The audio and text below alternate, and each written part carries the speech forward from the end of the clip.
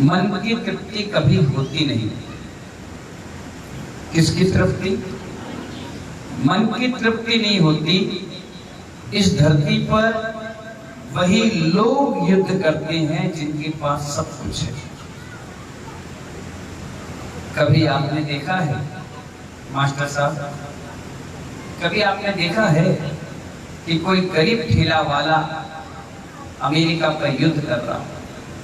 महावीर भैया, कभी आपने देखा क्या कोई गरीब जो रोड पर दुकान लगाता हो वो अंबानी से टक्कर ले रहा? नहीं ना। जिसके पास जितना है वो उससे ज्यादा आसक्ति के चक्कर में लोगों से युद्ध करता है। सम्राट सिकंदर भी मांग मांग कर इस धरती से मर गया, लेकिन साथ में कुछ नहीं ले जा पाया। बसंत भाई, आपके पास जितना होगा ना, अगर उसमें संतुष्टि आ गई तो उससे ज्यादा शांति जीवन में कुछ नहीं। जितना है, मैं अपने जीवन में कभी आशा नहीं रखता।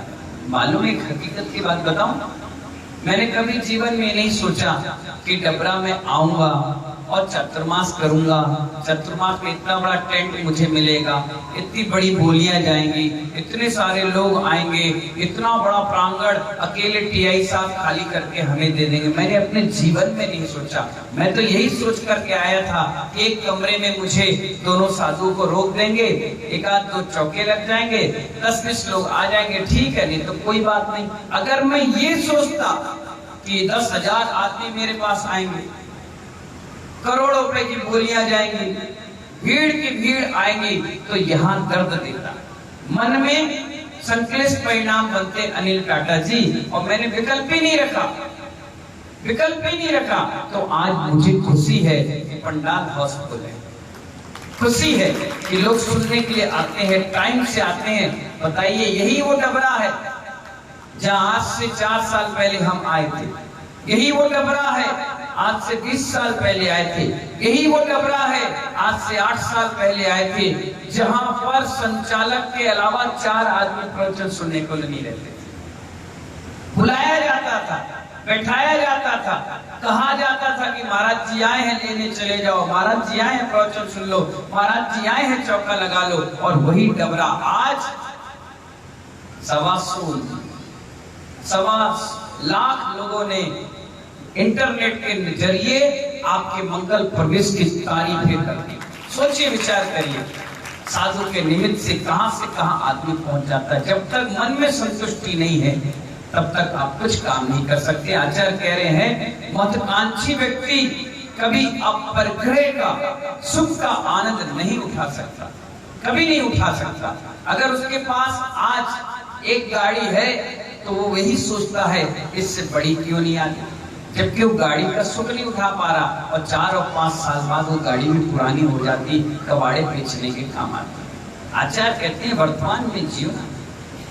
जो पन्ना आज सामने दिख रहा है, उस पन्ने को पढ़कर उसका आनंद लीजिए। ना तो पीछे सोचना चाहिए, ना कभी आगे का सोचना चाहिए। जो वर्तमान में उसका आनंद लेना चाहिए।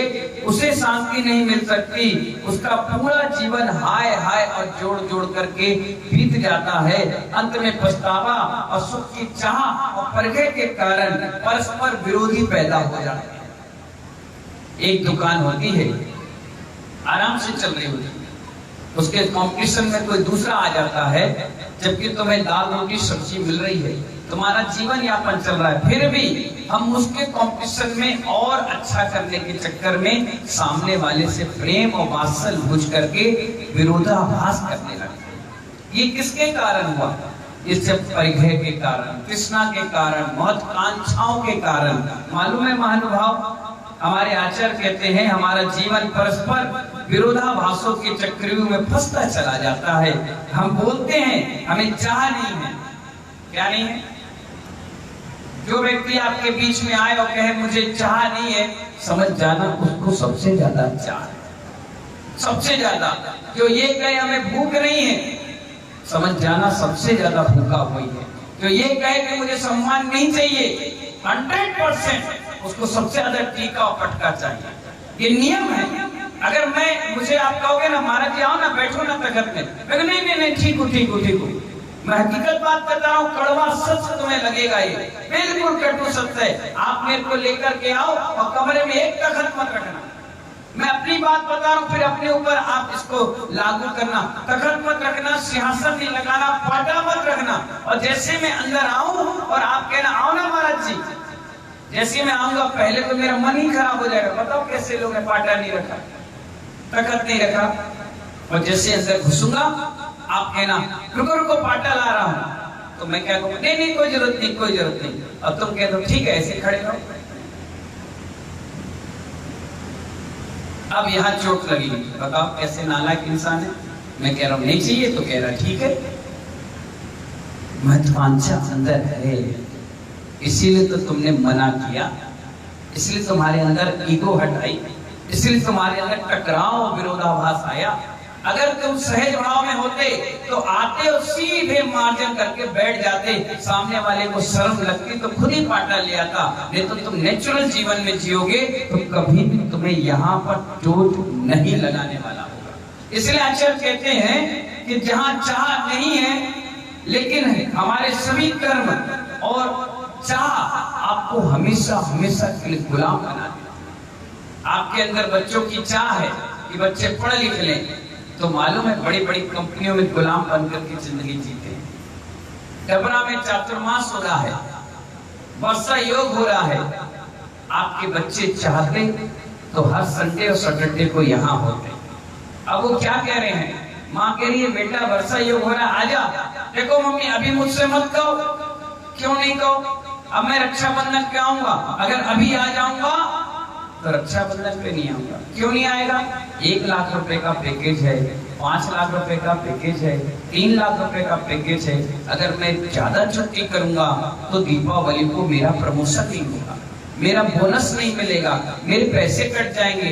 यानी आप गुलामों की जिंदगी जी रहे हैं।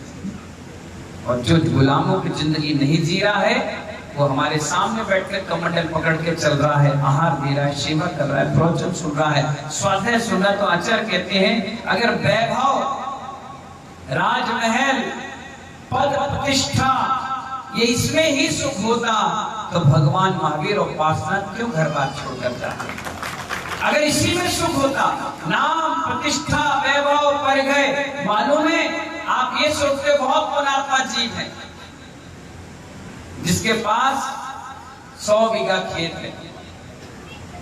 विनोद जी, एक वेयर हाउस है, 4 मील है, 100, 200, 500 करोड़ रुपए का टर्न ओवर है, बड़ी बिल्डिंगें हैं, बढ़िया डेवलप के गद्दे हैं। हम ये सोचते बहुत पुण्यात्मा जीव है, लेकिन ये हमारी बहुत बड़ी छोटे कोमल चंद जी, जिसके पास जितना परगय होगा उतना बड़ा वो पाप का कर्म बांध रहा है।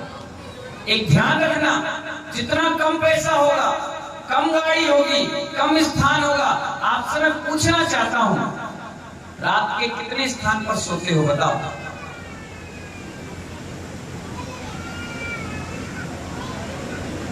कोमलचंद जी खड़े तो हो जाएगा, कितने स्थान पर सोते बताओ? हैं 3 बाई 6 के एक बिस्तर में, उसमें भी अगर ठंड लगे तो 1.5 बाई 3 में सिकुड़ कर सो जाते हो। और मकान कितना है? 2, 4, 5, 8, 10, 50। अगर रात के भी मैसेज आ जाए कि आपके मकान में कोई चोर घुस गए तो तुरंत उठ करके आधी कक्षे में उठ करके भागना पड़ता है। ऐसा मकान रखकर तुम्हें क्या मतलब? हमारी तरह जीवन जियो ना बैठे, हमारी तरह रात के भैया वित्ती करके लोग चले जाते हैं और हमें नींद आती है तो कम से कम 4 घंटे की चैन की नींद तो सोते हैं।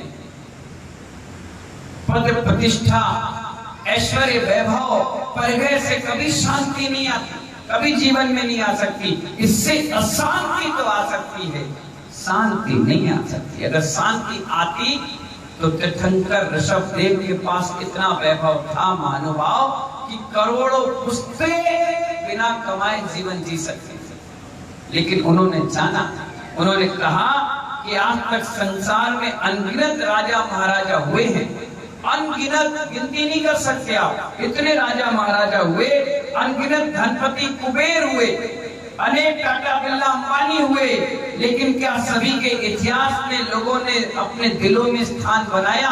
नहीं बनाया। पैसा तो बिरला के पास भी है, पैसा तो अंबानी के पास भी है, और पैसा तो चक्रवर्ती भरत के पास भी था। महानुभाव, अगर बिरला के पास था तो महालक्ष्मी मंदिर बनाया, अंबानी के पास था तो अपनी पत्नी के लिए 265 करोड़ का हेलीकॉप्टर लेकर आया, और चक्रवर्ती के पास था तो आदिनाथ भगवान के चारों तरफ 72 जिनबिंब बनाकर स्थापित कर।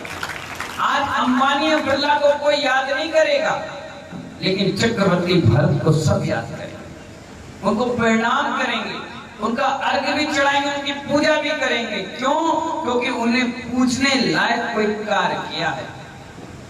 इसलिए हमारे महावीर भगवान कह रहे हैं, जितना परिचय होगा, जितना पैसा आपके पास होगा, उतने ही कर्म का बंध आपको होगा। एक बात बताइए, पेट भरने के लिए क्या चाहिए? रानू भाई हैं? 4 रोटी खाते हो 6 हैं? रोटी चाहिए महाराज। कितनी खाओगे? अगर 4 रोटी खाओगे तो 20 रुपए की हुई। कितनी?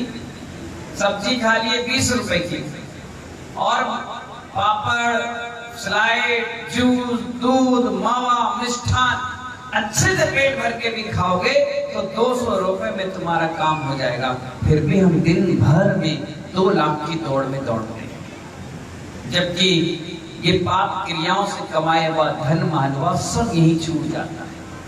सिर्फ पुण्य क्रियाओं जाती है साथ में। जितना तुमने पुण्य कर लिया, जितना शुभ आश्रय कर लिया, जितना ज्ञान अर्जन कर लिया, वही हमारे साथ जाता है। इसके अलावा सब कुछ छूट जाता है। अगर